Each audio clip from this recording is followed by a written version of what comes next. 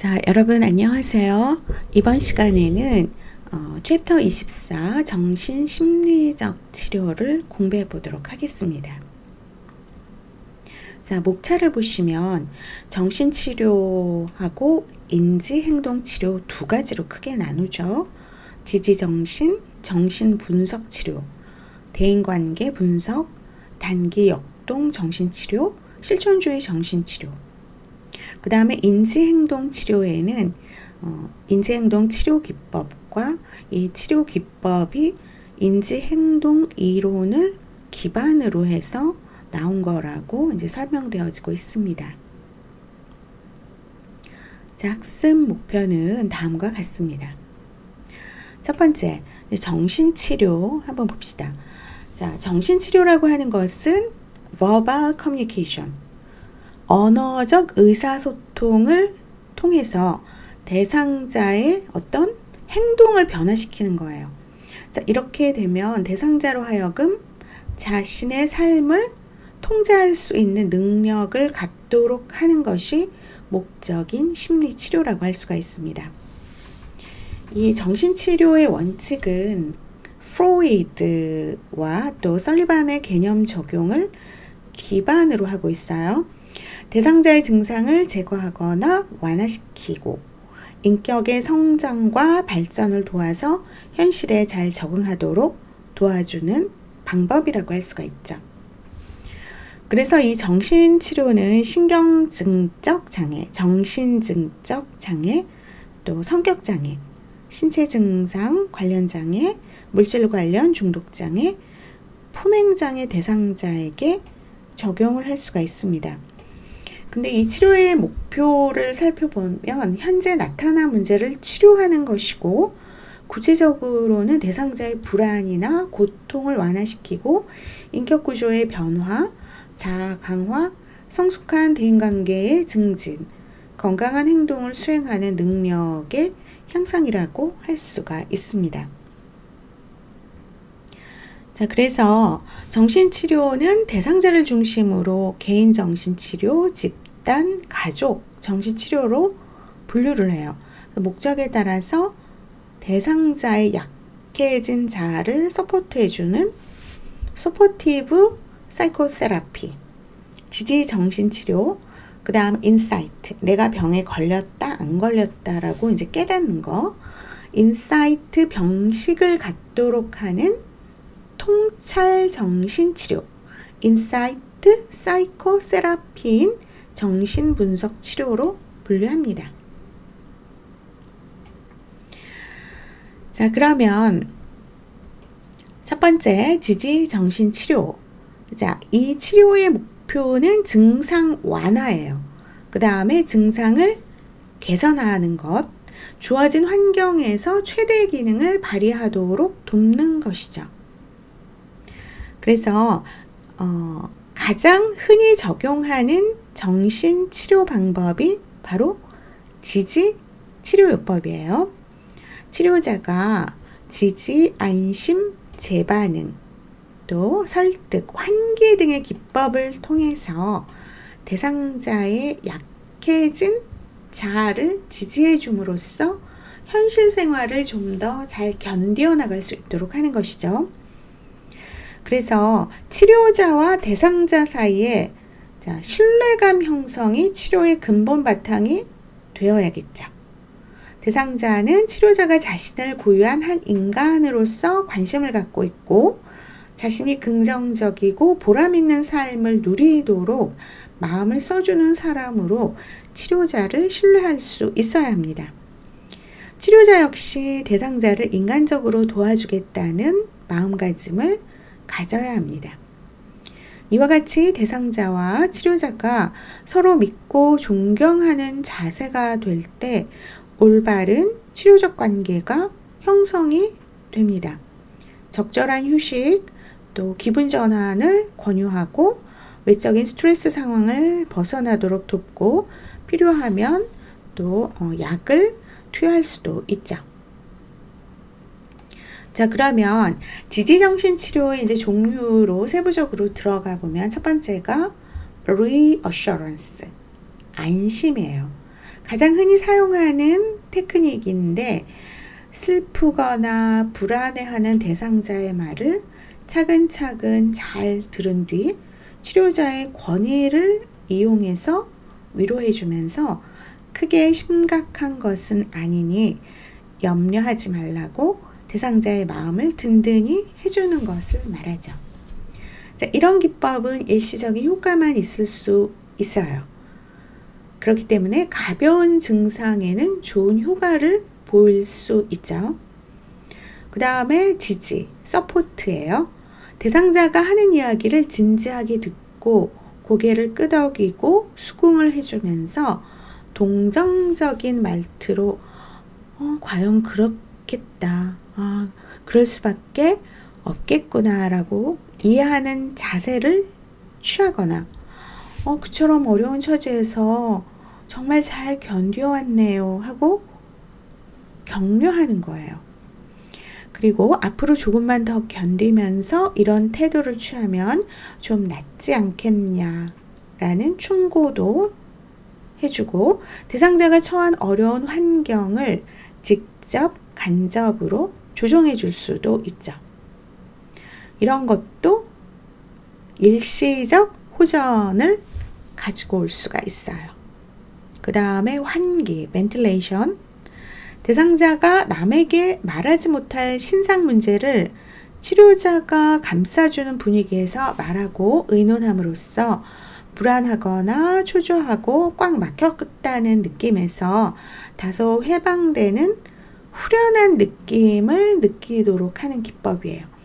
우리가 방이 내가 있는 공간에서 좀 그 공기가 좀 아주 텁텁하거나 안 좋을 때, 답답할 때 창문을 열어놓거나 밖으로 나가면 속이 탁 트이고 후련해진다. 자, 그러한 느낌을 갖죠. 그게 바로 벤틸레이션. 그래서 치료자는 가능하면 대상자 이야기를 방해하지 않고 대상자를 이해하고 공감하는 자세를 가져야 합니다. 그 다음에 재반응이라고 해서 up reaction이라고 하거든요.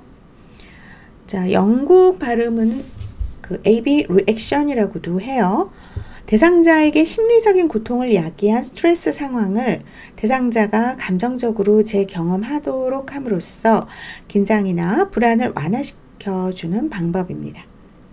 대상자의 무의식 속에 억압되었던 기억이 되살아나는 것과 동시에 슬픔, 분노, 공포, 적개심 등에 쌓였던 감정이 분출되어서 치료 효과를 보는 기법이에요. 대상자가 감정적으로 긴장이 고조된 상황에 적용하면 효과가 있습니다. 이때 표출되는 감정 반응은 대체로 애도, 분노, 공포 등이고 치료자에 대한 적개심도 있을 수가 있죠. 다른 말로 이제 정화라고 할 수가 있는데 때로는 저절로 일어날 수도 있고 또 최면요법을 또 많이 하잖아요. 이 최면술의 암시를 받아서 생겨날 수도 있어요. 그리고 바비트레이트계 약물이 이런 거를 이제 촉진하는 경우도 있습니다. 그 다음 설득, persuasion. 치료자가 대상자의 비이성적인 생각이나 잘못된 반응에 대해서 치료자의 권위를 이용해서 어른이 아동을 타이르듯 대상자의 이성과 도덕, 의지에 직접 호소하거나 설명하는 방법을 말합니다. 대상자의 약해진 자아를 지지하면서 증상을 극복하도록 하는 방법이에요. 설득은 대상자의 문제를 해결하기 위해서 대상자에 대한 정신 역동적인 분석이나 접근을 하는 것이 아니라 대상자가 자신의 문제를 되돌아보도록 이성, 도덕, 의지에 직접 호소하는 데 중점을 두고 있습니다. 그 다음에 suggestion이라고 그래갖고 여기에서는 이제 암시라고 하는데 제안이라고 할 수도 있겠죠. 치료자가 간접적으로 대상자에게 고통스러운 증상이 없어지고 좋아질 것이라는 생각이나 신념이 들도록 하는 치료 기법입니다. 치료자의 권위 있고 자신만만하고 공감적인 태도가 대상자로 하여금 치료자를 믿고 존경하게 하여서 대상자는 논리보다는 감정으로 치료자의 말을 액면 그대로 받아들이게 되면서 증상이 완화되는 효과를 가져오는 것입니다. 하지만 다른 증상으로 바뀌어서 나올 수도 있죠. 그래서 이 기법에 재교육을 겸하는 것이 좋다고 하죠. 암시는 아동, 덜 지적인 사람, 미숙하고 히스테리적 성격, 심각한 성격 장애가 없는 경우 불안장애, 최근 발생한 전환장애 대상자에게 효과가 있습니다. 자, 그 다음 충고와 지도, Advice and Guidance. 치료자가 대상자가 자신의 문제 상황을 해결하는 데 도움을 주기 위해서 충고와 지도를 하는 기법. 그래서 약해진 자아기능 때문에 직장에 적응하지 못하는 대상자에게 직장을 당분간 쉬자고 한다거나 또는 대인관계가 덜 복잡한 직장으로 옮기자라고 할 수가 있어요. 근데 이게 쉽지가 않죠. 어떤 직장이건 인간관계가 상당히 복잡해요. 그리고 심한 고부간의 갈등이 있는 대상자에게 일시적으로 시댁과 떨어져 있으면서 생각을 정리해 보도록 할 수가 있어요. 며느리에게 가지 않게 하거나, 근데 이것도 좀 쉽지가 않죠. 예를 들면 연을 아예 끊을 작정이 아니면은 이거는 참 쉽지가 않아요. 이럴 때는 이제 남편의 어떤 협조가 상당히 필요하죠. 판단력이 떨어진 상황에서는 결정을 미루도록 충고할 수가 있어요. 예를 들면 내가 너무 피곤하고 졸려요. 근데 어떤 거를 결정하려면 쉽지가 않습니다. 그때는 일단 수면을 취해야 돼요. 그래서 깨끗한 정신으로 판단을 하는 것이 가장 중요하죠. 하지만 여기서 주의할 것은 치료자의 가치관을 일방적으로 적용을 해서 그대로 따라가게 만들거나 지나치게 의존하게 만들면 안 되죠. 그 다음에 나르코신테시스, 마취 합성이 있습니다.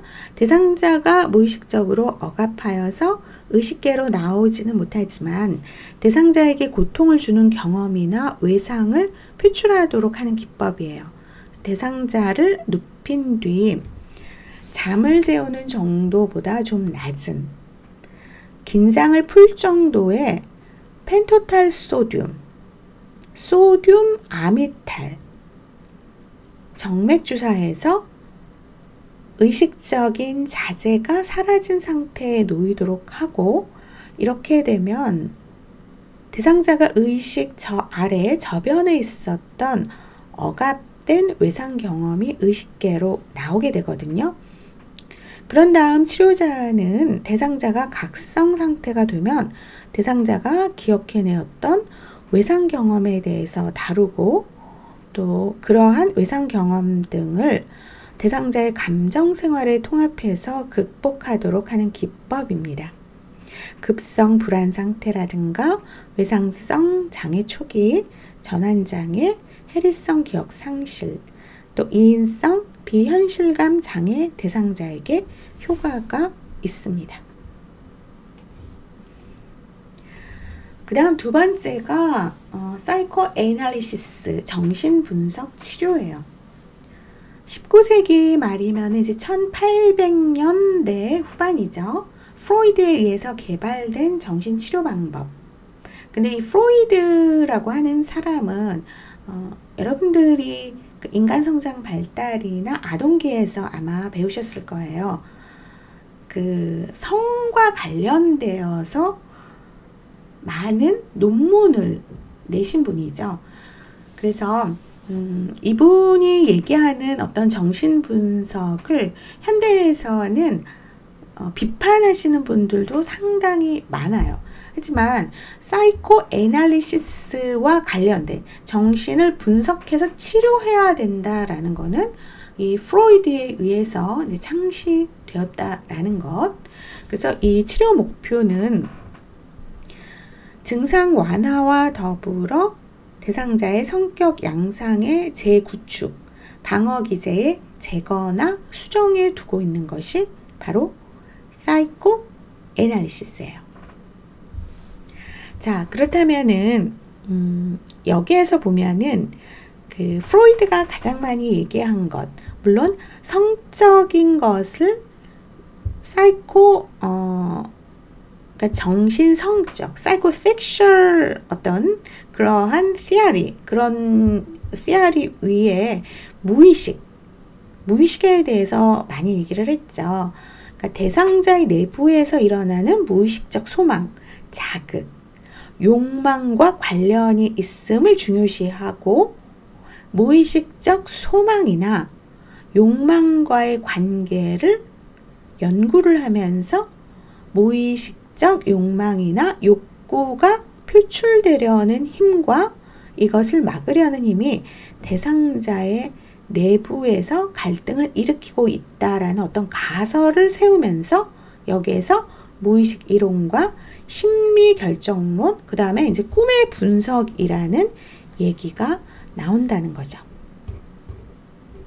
자, 그래서 여기에서 정신분석 치료에서 중요한 것은 여기 이 PPT에는 나와 있지 않지만 교재에서는 처음에는 증상 완화, 그 다음에 대상자 성격 양상의 재구축과 방어 기제 제거나 수정해 두고 있다라고 했는데, 이것을 위해서 치료자가 할 거는 대상자의 과거를 파헤치는 거예요.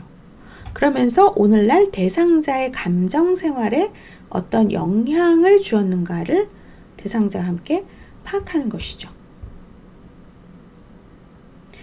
그 다음에 두 번째가 인사이트예요. 대상자가 예전까지 자기 의식상에는 동떨어졌던 것으로 여겨왔던 2개 이상의 경험이나 기억, 행동 양상, 감정 반응, 일련의 사고 내용 등이 서로 밀접하게 관계되어 있음을 인정하는 것. 그래서 진정한 의미의 real insight는 인지적이고 논리적인 수긍 혹은 감정적인 수준까지 받아들이는 것이죠. 그래서 두 번째의 어떤 real insight가 없는 인사이트를 그냥 표면적 병식이라고 해요. superficial insight라고 한다는 거죠. 그 다음은 work through, 실행이 있어야 돼요. 어떤 특정 경험이나 갈등 상황을 똑같은 형태로 오랫동안 반복해서 겪는 가운데 서서히 이러한 경험이나 갈등 상황에 대한 대상자의 감정적 견해가 변화하는 것을 말하는 거죠. 이때 대상자가 새롭게 얻은 병식을 자기 자아의 일부로 받아들이도록 하는 것입니다. 그 다음에 이제 전이가 있어요. transference. 자, transference는 정신분석 치료에서 가장 중요한 개념의 하나예요.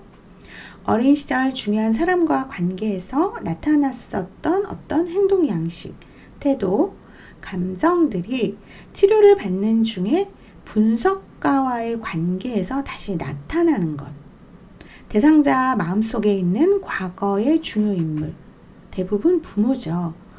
그러한 인물의 특징이 분석가에게 옮겨져 오는 현상이에요. 전치, 투사, 기전이 작용을 합니다. 대상자는 과거 중요한 사람과의 관계를 기억해내는 대신 현재 분석가와의 관계에서의 반응으로 행동화를 할 수가 있어요. 그래서 분석가는 적절한 때에 대상자에게 전이를 분석해 주어야 합니다. 대상자가 전이를 지속적으로 갖는 것은 좋지 않지만 어느 정도의 긍정적 전이를 유지시키는 것은 분석에 필요합니다. 전이는 가능한 자연스럽게 서서히 일어나야 하고 이를 위해서 분석가는 중립성을 지키고 적당한 거리를 유지하면서 자기 주장을 삼가야 해요. 그래서 대상자와 분석가의 관계가 발달하면 전이의 정도도 깊어지고 대상자의 모든 일상생활이 분석가에 대한 사고와 느낌으로 채워집니다. 이런 것을 전이 신경증이라고 해요. Transference Neurosis. 그러면 대상자는 치료자와의 관계를 통해서 세상과 자기를 직시하는 훈련을 갖게 되죠. 굉장히 중요한 거죠. 세상과 자기를 바로 본다라는 거예요. 자신의 과거사를 기억해내어서 분석가에 대한 감정 반응에 자신의 전이 현상이 있음을 인식하도록 해야 합니다. 그 다음이 역전이에요. 자, 역전이 카운터 트랜스퍼런스는 분석가가 자신의 과거 중요 인물을 대하듯 대상자에게 정서적 반응을 하는 것을 말합니다. 과거에는 역전이 현상을 보이지 않아야 한다고 했지만 최근에는 역전이 현상을 분석 치료의 중요한 요소로 이해하고 있어요. 대상자와 분석가의 관계가 발전하면서 생기는 상호작용의 결과로 이해하고 있는 것이 바로 카운터 트랜스퍼런스. 그래서 이 전이하고 역전이 저항, 그 다음에 하는 그 저항, 이러한 그 개념은 국가고시에도 많이 나오고 있습니다. 자, 레지스턴스, 저항이죠. 분석가가 정신치료를 통해서 대상자에게 무의식적 과정에 의해서 증상이 형성된다는 것을 인식하는 병식을 갖도록 하고 대상자에게 변화를 가져오도록 노력을 하는 데 반해서 대상자가 자신의 현 상태를 유지하려는 무의식적 소망이 바로 저항이에요. 어떤 의미에서 정신분석을 전이와 저항의 분석이라고도 지칭을 합니다. 그래서 이 정신분석에서 면담은 1회에 45분 내지 50분, 일주일에 4회에서 5회 하는 것을 원칙으로 하고 치료기간이 길죠. 적어도 3년 이상이고 10년 이상 긴 치료는 대상자를 분석가에게 더욱 의존하게 만들 수 있습니다. 신프로이드 학파나 융 학파에서는 일주일에 2회 면담을 권장하지만 횟수는 이제 비슷하죠. 그래서 요즘 그 정신과에서 하는 거 보면은 대학병원 같은 경우에는 한 달에 한 번이거든요. 만약에 이렇게 이러한 사이코 애널리시스를 하려면 입원해서 많이들 하죠. 그리고 만약에 외래로 한다, 의원에서 외래로 한다라고 하면은 20분에서 25분씩 해서 일주일에 3회나 2회를 합니다. 근데 이 치료의 단점은 뭐가 있을까요? 비용이 비싸요. 시간도 많이 걸려요. 물론 우리나라 그 건강보험 체계에서 어느 정도 해주는 거는 있지만 시간에 따라서 비급여가 되는 경우도 많이 있거든요. 자, 분석가는 치료에서 절제, 중립성, 익명성의 규칙을 지켜야 합니다. 치료 절차를 보면 대상자를 카우치에 눕도록 하고 분석가는 대상자의 머리 뒤쪽 의자에 앉아서 대상자가 볼 수 없도록 합니다. 그리고 사춘기 대상자나 소아 같은 경우에는, 아동 같은 경우에는 카우치 사용하지 않죠. 성인 대상자들도 이거는 싫다고 하면 그냥 대면식 면담 환경, 페이스 투 페이스를 이용할 수도 있어요.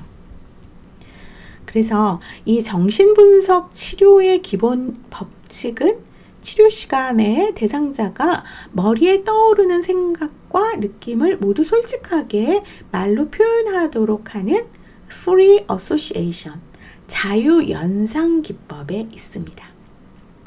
대상자가 머리에 떠오르는 생각과 느낌을 말하지 못하게 하는 정서적인 차단, 이런 것을 Emotional Block이라고 하는데, 이것을 저항이라고 하죠.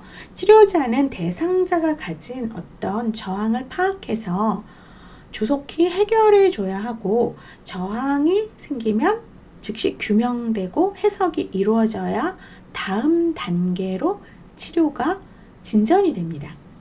치료자는 원칙적으로 수동적 역할을 취해서 대상자가 주로 이야기하도록 유도하고, 대상자가 놓여져 있는 현실 상황에 대한 대처에 대해서는 치료자가 직접적인 지지와 암시를 하지 않도록 하고, 대상자 스스로 대처 방법을 결정하면서 배우고 익히도록 하죠.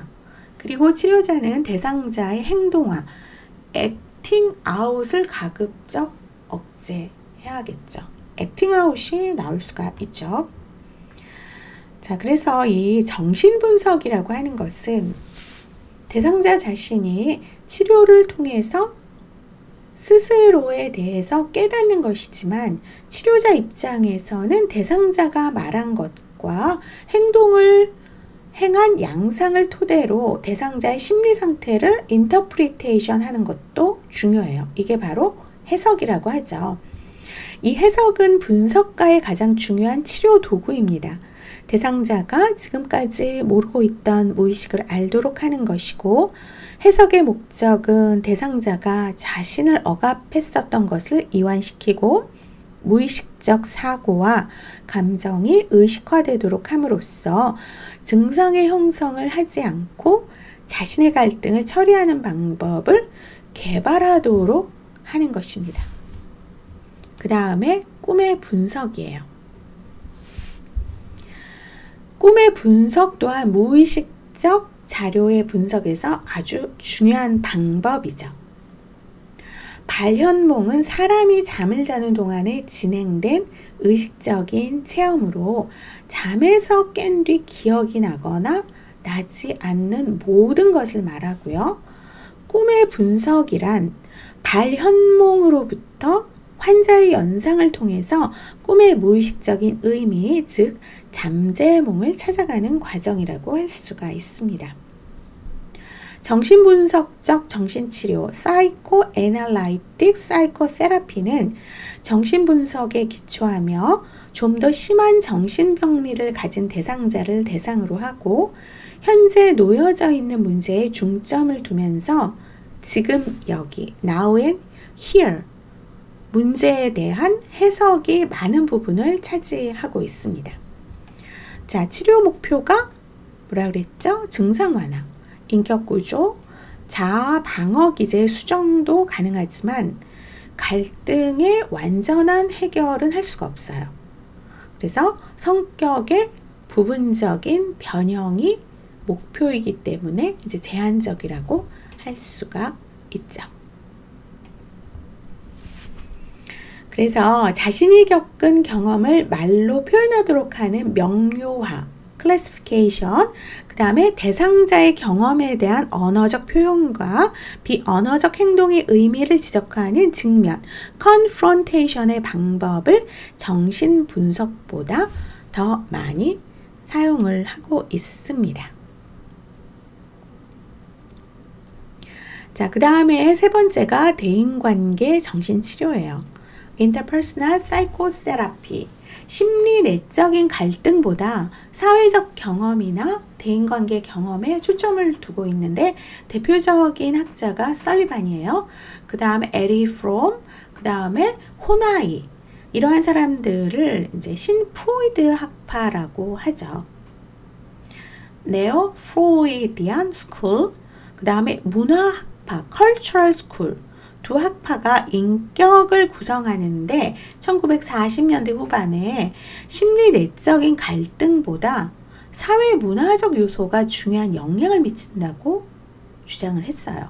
물론 타고난 것도 있지만 이 어떤 주변의 환경도 상당히 중요하다라고 하는 거죠. 그래서 설리반은 인격을 인간관계 상황에서 발생하는 다양한 과정을 반영하는 역동적인 중심이며 이는 관계에 의해서 일생에 걸쳐 형성된다고 설명을 했어요. 그리고 인격은 인간관계를 떠나서는 관찰할 수도 없고 연구도 할 수 없다고 주장을 했죠. 인격이라고 하는 것은 개인이 맺는 대인관계, 특히 친밀한 사람들과의 관계에 의해서 일생에 걸쳐 형성된다고 했습니다.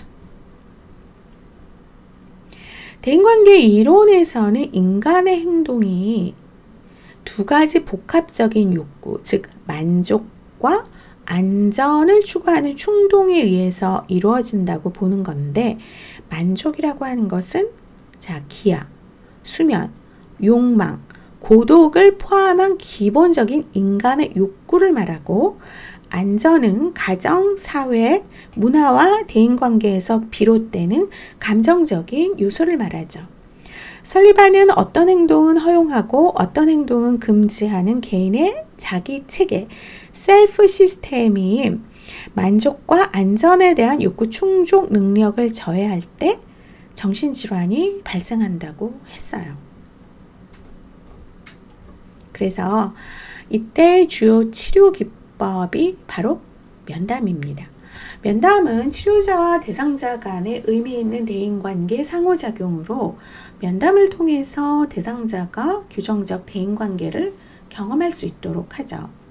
이 규정적 대인관계는 치료자의 건전한 인간관계를 경험함으로써 대상자가 보다 만족스러운 대인관계를 학습한다는 것이에요.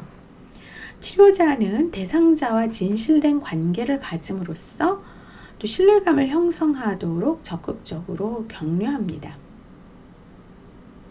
치료 과정을 보면 정신분석가와 유사하게 대인관계 치료자들도 대상자의 생활력을 조사해요. 조사의 초점은 발달 단계를 거치면서 타인과의 관계가 생산적으로 이루어지도록 학습하였는지를 파악하는 데 두죠. 그렇다면 가족관계, 친구관계, 그 다음에 결혼을 해서의 부부관계, 그런 거를 많이 보죠.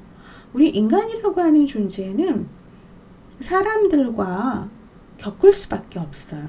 근데 거기에서 설리반이나 프롬이라든가 이런 호나이 같은 또 프로이드, 그러한 학자들이 살았던 시대와 지금의 시대는 상당히 많이 다르죠. 고도로 많이 발전을 했고 모든 문명이 상당히 진화해서 이제는 AI가 등장을 했음에도 불구하고 AI가 모든 걸 다 대처를 해줄 수가 없어요.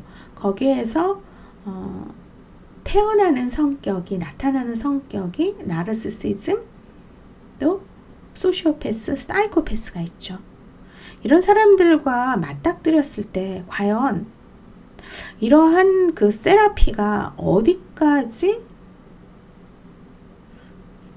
막아줄 수 있는지, 참 그것도 굉장히 중요하다고 저는 생각합니다. 그래서 여러분들이 지금까지 살아왔고 또 남은 기간을 살아갈 때 많은 환자들하고 접할 수밖에 없는데, 환자는 정신도 환자예요. 내 신체가 지금 말기암으로 통증을 받고 있는데 내가 자아실현을 한다. 그건 있을 수가 없잖아요. 그렇기 때문에 모든 환자가 성격이 조금 나하고는 정상적인 성격을 갖고 있는 지금 상태가 아니다라는 것을 인식을 하고 환자를 대해야 하기 때문에, 보호자를 대해야 하기 때문에 소진이 많이 크죠. 그럴 때는 정신과를 가서 면담을 하거나 약물로 지탱을 하셔야 됩니다. 그렇지 않으면 내 스스로 자아가 붕괴될 수도 있어요. 그래서 간호계를 많이 떠나는 경우를 제가 많이 봤습니다. 그 다음이 이제 정신치료 중에서 단기 역동 정신치료가 있습니다. 말 그대로 Short-Term Dynamic Psychotherapy예요. 정신분석 이론에 기초를 두고 대상자에게 문제를 초래하는 정신역동적인 패턴을 이해하고 탐색하는 데 초점을 두죠. 치료자와 대상자가 처음부터 면담 횟수를 정해놓고 시작을 하는데 1회당 면담 시간이 한 50분 정도, 면담 횟수는 10회에서 한 20회, 치료기간도 한 2개월에서 3개월 혹은 5에서 6개월, 비교적 짧게 제한되기 때문에 숏텀이라고 합니다. 미리 면담 횟수를 제한하는 이유는 대상자가 치료자에게 지나치게 의존하는 현상을 줄이고 대상자 및 치료자 모두에게 능동적인 역할을 기대하고 치료 과정을 촉진하기 위함이죠. 많지는 않지만 때로는 정신과 의사가 치료자가 남성이에요. 그리고 상당히 자기한테 호의적일 수밖에 없죠. 그쵸? 환자에게. 근데 환자는 이거를 좀 착각하는 경우가 있어서 환자가 이 정신과 선생님 너무 좋다고 이성으로 착각하는 경우도 있어요. 그런 환자를 제가 좀 경험을 한 적이 있거든요. 그래서 이렇게 지나치게 의존하는 현상을 줄이는 것, 그리고 대상자 및 치료자 모두에게 어떻게 해야 돼요? 의존성에서 능동적인 역할을 기대하면서 치료 과정을 촉진하기 위해서 숏텀으로 제한을 하는 겁니다. 치료자는 처음 한두 시간의 면담으로 대상자의 갈등 원인을 어느 정도 파악해야 하고 치료자의 능동성이 정신분석이나 정신분석적 정신치료보다 강조가 되는 거죠. 그래서 치료의 속도가 빠르기 때문에 대상자의 불안을 유발할 수 있으므로 치료자의 공감적 태도가 중요하고요. 대상자는 자기 문제 해결에만 집중하도록 해야 됩니다. 자, 치료는 대상자의 성격적인 문제를 다루기보다는 대상자에게 놓여져 있는 현재 문제를 명료화시켜야 되고 해석하고 컨프런테이션, 직면을 하도록 하거나 대상자의 저항에 도전하며 대상자의 감정을 이끌어내는 것에 중점을 둡니다. 그래서 여기에서는 전이의 해석이 치료 과정에 있어서 중요한 과제라고 할 수가 있죠. 전이 현상을 매개로 대상자의 주된 문제점과 대인관계의 양상을 연결시켜 다루는 것이 치료자의 중요한 과제라고 할 수가 있습니다. 단기역동 정신치료는 원만한 성격을 가졌던 사람이 입학, 졸업, 결혼과 같은 이런 것을 이제 성숙 위기라고 할 수가 있죠. 발달 단계별로 이제 과업이라고 할 수가 있죠. 여기에서 크라이시스에 봉착해서 고통스러워할 때 또는 신체적인 질환에 수반하여서 정신 신체적 증상이 갑자기 온 경우에 적용하면 좋습니다. 이때 대상자는 증상을 극복하려는 의지가 있어야 하며 원만한 대인관계 능력이 있고 자신을 현실적 객관적으로 볼 수 있는 능력이 있어야 하며 행동화로 감정 발산을 하지 않아야 합니다. 그래서 치료 초기에는 약물 사용을 많이 하죠. 우울, 불안 등을 일시적으로 완화시켜서 알프라졸람이라든가 로라제팜이라든가 아니면은 클로나제팜, 그리고 로라제팜이 이제 아티반이죠. 때로는 수면을 못하면 이러한 수면제를 사용할 수도 있고요. 그리고 프로작을 SSRI를 사용하는 경우도 많이 있습니다.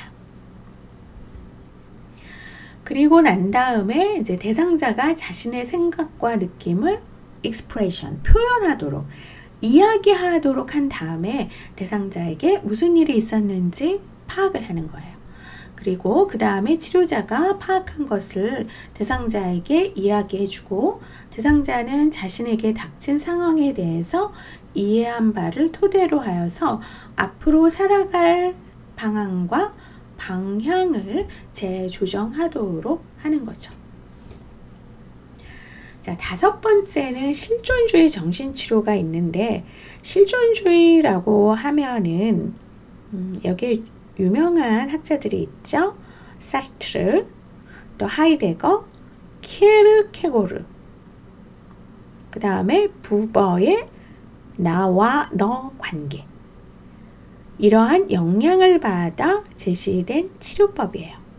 그래서 실존주의의 치료는 지금 여기 here and now, now and here에서 일어난 경험을 중요시하는데 초점을 두는 것이 바로 이 치료 방법이에요. 초기의 실존주의 정신의학자로 야스퍼스, 빈스방거, 현대 이론가로는 이제 게슈탈트 치료의 창시자인 펄스, 인간관계론에서 의사소통에서 이제 게슈탈트가 많이 나오죠. 그 다음에 현실치료의 창시자인 글래서, 합리적 정서행동 치료의 앨리스, 의미치료의 창시자인 프랭클, 인간중심 치료의 로저스, 수용전념 치료의 헤이스 등이 있습니다. 그 중에서 이제 게슈탈트 치료라고 하는 것은 이론을 정립한 펄스에 의해서 제시가 됐는데 이 펄스는 정신분석 치료에 지나친 주지주의적 경향을 비판했어요. 개체와 환경 간의 유기적 통합성을 강조하고 치료에서는 치료자와 대상자 간의 대화를 중시하고 대상자가 단지 어떤 문제나 증상을 가진 치료 대상이 아니라 대화를 통해서 치료자와 인격적 교류를 하고 있고 인간으로서 존엄성을 지닌 온전한 존재로 인식을 한다라고 얘기했죠. 인간의 신체와 감각, 감정, 욕구, 사고와 행동은 서로 분리된 현상이 아닌 하나의 의미 있는 전체이기 때문에 치료자는 대상자의 언어적 표현 외에도 표정, 목소리, 자세, 신체 동작, 제스처 등 다양한 비언어적인 행동과 꿈, 환상, 이미지 등 비언어적 매체를 통합적으로 치료에 활용해서 통합적 접근을 시도합니다. 자, 현실치료라고 하는 것은 이제 글래서에 의해서 1950년대에 제시했는데 이분이 정신과 의사죠. 인간의 뇌의 기능을 설명하는 선택 이론을 현실 치료의 이론적 배경으로 해서 제시를 했습니다. 모든 대상자들의 기본적인 문제가 특정한 뇌 병리와는 별개로 현재 인간관계나 불만족스럽거나 인간관계라고 할 만한 것이 없는 두 가지 상태 중 하나라고 했어요. 그래서 인간은 불만족스러운 관계에 의해서 발생한 좌절감을 다루는 방법으로 가벼운 우울증에서 심각한 정신 이상에 이르기까지 행동을 선택하게 된다고 하면서 자신들이 통제할 수 없는 상황의 희생자가 아니라 자신의 생활에 대한 책임을 갖는다라고 얘기를 했죠. 그래서 치료 목표가 특정 대상자가 자신의 삶에서 필요한 행동을 더 효과적으로 선택할 수 있도록 가르치는 것이고 치료자와 대상자는 만족스러운 관계를 확립해야 하고 치료자는 교사나 역할 모델로서 기능한다고 했습니다. 그 다음에 합리적 정서 행동 치료예요. Rational Emotive Behavior Therapy.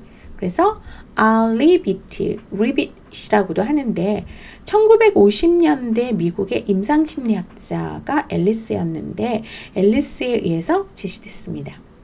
자, 합리적이라고 하는 것을 이성적이라고도 얘기할 수가 있죠. 개인의 정서적인 문제는 비논리적 신념체계 또는 비합리적 가치관에서 기인한다라고 얘기를 했어요. 개인의 비논리적인 신념체계나 비합리적인 가치관을 합리적인 것으로 대체할 때 정서적인 문제들이 해소될 수 있다는 것을 얘기한 게 바로 합리적 정서 행동 치료예요. 그래서 앨리스가 제시한 비논리적인 신념체계의 예를 들면, 우리는 모든 사람에 의해서 사랑을 받고 인정을 받아야만 한다. 인간은 완전해야 한다. 인간이 실수를 했을 때 반드시 벌을 받아야 한다. 자, 이런 거는 틀린 이론이죠. 그쵸? 어떻게 모든 사람에 의해서 사랑을 받고 인정을 받아야만 해요. 이렇게 된다면 이게 바로 비논리적이고 비합리적이다라는 것. 그렇기 때문에 반드시 혹은 당연히 등의 단언적이고 비합리적인 생각에서 탈피해서 보다 합리적이고 논리적인 사고에 입각해서 행동하도록 돕는다라는 거예요. 자, 인간은 완전치가 않습니다. 어떤 상당히 취약한 구조를 갖고 있는 대상이 인간이에요. 그렇기 때문에 규칙이 있어야 되고 법칙이 있어야 됩니다. 그래서 우리가 주사 투약을 하거나 환자를 간호할 때 그러한 규칙이나 어떤 논리적인 어떤 절차는 꼭 지켜야 되는 거잖아요. 그쵸?